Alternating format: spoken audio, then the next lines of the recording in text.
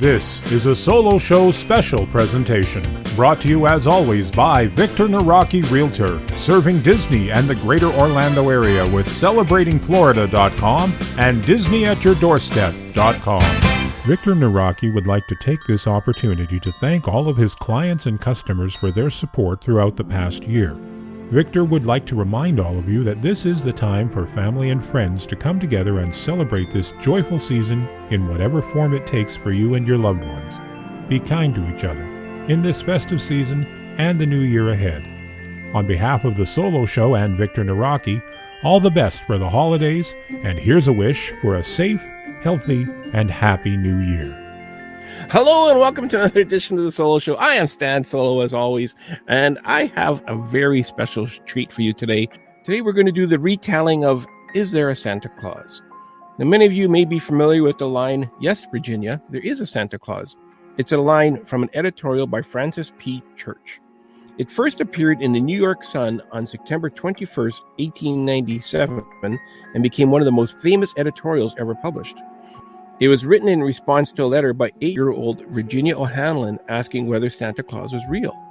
Now keep in mind, in 1897, the Sun was one of the most prominent newspapers in New York City. The editorial was first reprinted 5 years later to answer readers' demand for it. After 1902, it did not appear in the paper again until 1906, shortly after Church's death.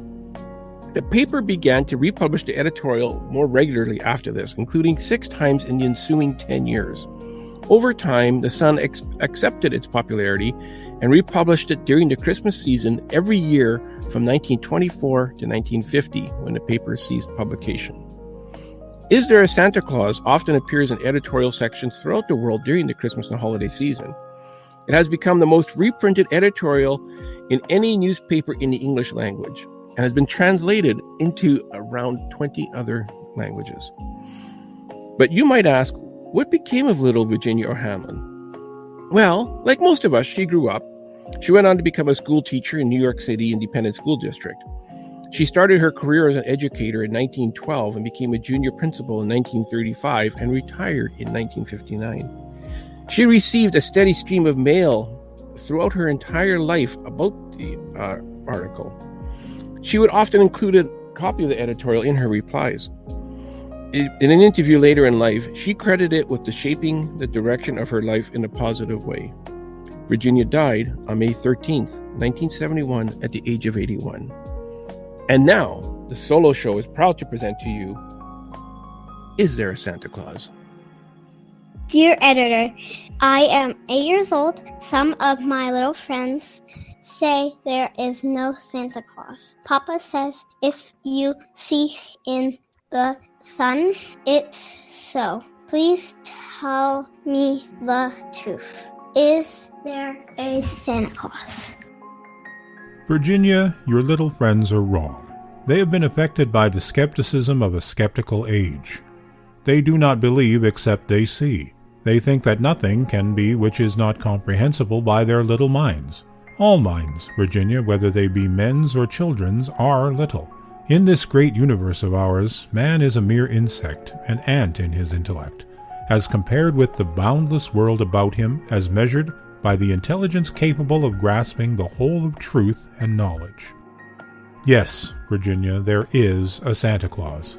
He exists as certainly as love and generosity and devotion exist, and you know that they abound and give to your life its highest beauty and joy. Alas, how dreary would be the world if there were no Santa Claus! It would be as dreary as if there were no Virginias. There would be no childlike faith then, no poetry, no romance to make tolerable this existence. We should have no enjoyment except in sense and sight.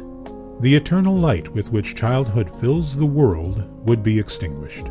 Not believe in Santa Claus? You might as well not believe in fairies. You might get your papa to hire men to watch in all the chimneys on Christmas Eve to catch Santa Claus, but even if they did not see Santa Claus coming down, what would that prove? Nobody sees Santa Claus, but that is no sign that there is no Santa Claus. The most real things in the world are those that neither children nor men can see.